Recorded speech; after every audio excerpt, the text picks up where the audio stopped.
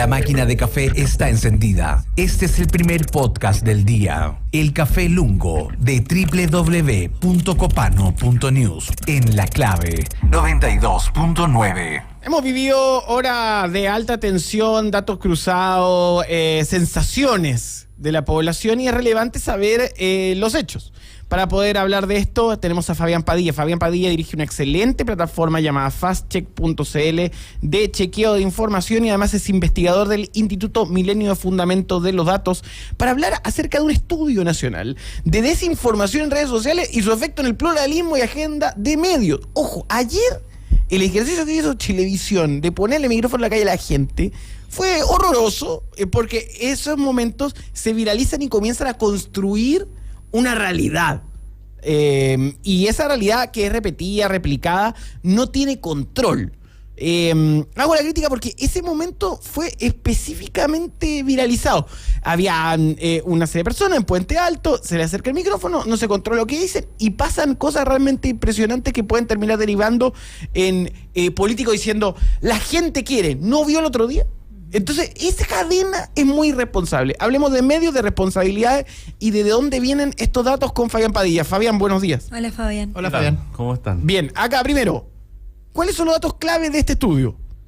Mira, tengo mi torpeo porque quiero decir algunas cosas que son súper claves de este estudio que lo hicimos son datos que recolectamos de artículos de fact-checking. Ese fue el origen de esto. Ya, el campo. El campo, claro, el dataset que construimos fueron 1000 artículos y de ahí sacamos hartas cosas. Pero yo te diría que dentro de lo acá interesante, y habla también de, bueno, la realidad que tenemos, cómo se distribuye la información falsa en Chile.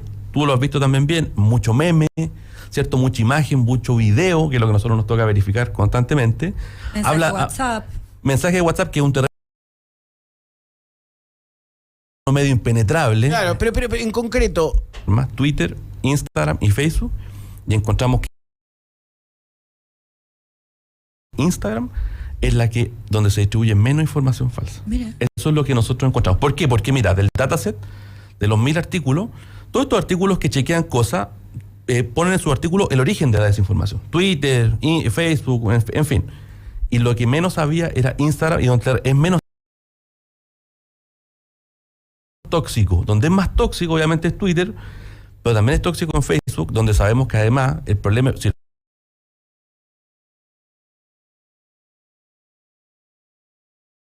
otro estudio o con datos, Facebook hoy día más del 50% de la gente que consume Facebook lo hace para leer noticias. wow. Entonces, por tanto, Facebook es básicamente una herramienta para eso, para consumo de noticias. La mitad de la gente lo hace para eso. En algún momento leí un artículo en el New York Times que planteaba de que existían en la antigüedad de Internet lectores de RSS, que todavía están, pero hubo uno muy popular que se llamaba Google Reader. ¿Qué hacía Google Reader? Tú te metías, por ejemplo, a emol.com, The Clinic, y te tiraba como una lista los artículos. Era muy útil para el periodismo. Después lo cerraron. Facebook se ha transformado en el lector RSS de la mayoría de la población. Sí, al menos en Chile es muy importante eso. WhatsApp y Facebook son los que digamos, puntean esto y específicamente en consumo de noticias. Es decir, el otro 50% es como un 51%. El otro porcentaje que resta, el 49%, lo que hace es finalmente otro tipo de cosas, ¿no? Socializar, conversar con personas, etcétera, pero un grupo importante lee noticias. Entonces, este estudio, por ejemplo, arrojó que la información falsa en Facebook tiene 6 veces más reacciones que la información verdadera. Por ejemplo, o sea, a nivel de impacto, estas son algunos, y me gusta hacer esto porque a veces quizás ustedes son mucho más jóvenes, yo sé que tienen más esto asumido tú sigues el tema, es medio obvio, pero yo sé que para no toda la gente es obvio. Ya, o sea, como que tenemos la mala costumbre desde el mundo millennial decir esto es lógico, esto es mentira, pero la gente es pelotuda y no sabe ni leer ni interpretar las cosas porque tiene problemas de cognición. Entonces, por ejemplo, anclando el estudio, Facebook tiene mayor nivel de viralidad, de engagement en general, tiene titulares emocionales, ¿cierto? Apelan a eso. La información falsa tiene menos barreras de acceso, es decir, una persona cuando ve una información imprecisa o engañosa le cuesta. Es más difícil de agarrar eso, no entiende tanto. En cambio, la información que es falsa la adopta muy rápidamente. Y eso es complejo cuando hablamos de la realidad medial, porque sabemos quiénes, o sea, no es que sepamos, pero... Claro, los que vivimos acá en el microclima de los medios, creemos que todo el mundo tiene las mismas herramientas que nosotros. Y yo te diría que conversando con Nicolás, con diferentes personas, no es tan así. O sea, la gente te dice hoy día, o sea, pregúntale también incluso a estos estudiantes de periodismo, me ha pasado haciendo clases, ¿y dónde lees tu noticia? Y te dicen Facebook, te dicen Instagram, y es brutal, porque en el fondo esta realidad que teníamos nosotros de una cierta dieta informativa ha ido cambiando. Quiero destacar 3 puntos que me parecen muy relevantes. Como las características de la desinformación en cada plataforma para tener mucha atención. Facebook es una red masiva con mucho uso en adultos.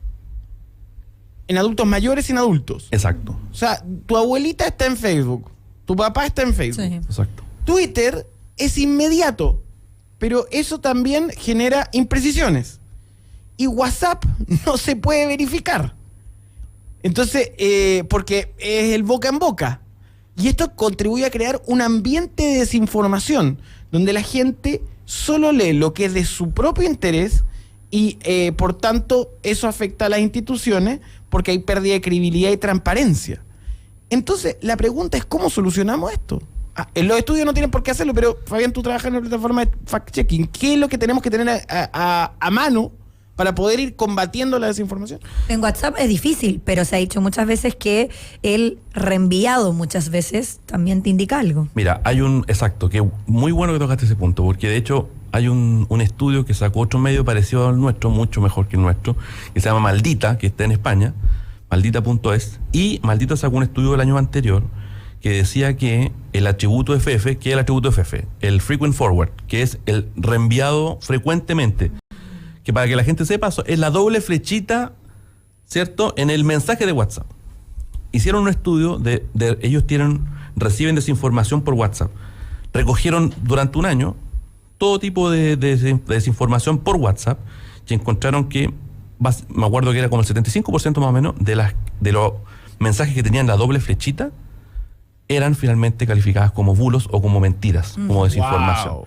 Es decir, pista. Y WhatsApp es un terreno impenetrable. De verdad que es sumamente difícil para los investigadores meterse ahí, puedo explicar por qué, pero ese estudio al menos lo que arrojó y lo que nos alerta, más allá que está hecho en España, pero alerta que, y la gente yo creo que lo sabe un poco, los mensajes reenviados muchas veces son probablemente desinformación. Y hay que tener ojo con eso, porque uno igual lo reenvía por diferentes razones, porque queremos entretener, porque queremos informar, pero muchas veces esa no cortar la cadena significa amplificar esto y hacer el efecto dominó. ¿Y por qué impenetrable? Porque finalmente WhatsApp es un terreno donde circula mucha desinformación, es poco el control, es privado, no me puedo meter, nadie se puede meter ahí. Los estudios de hecho son medio escasos en general en WhatsApp y, por ejemplo, en Brasil,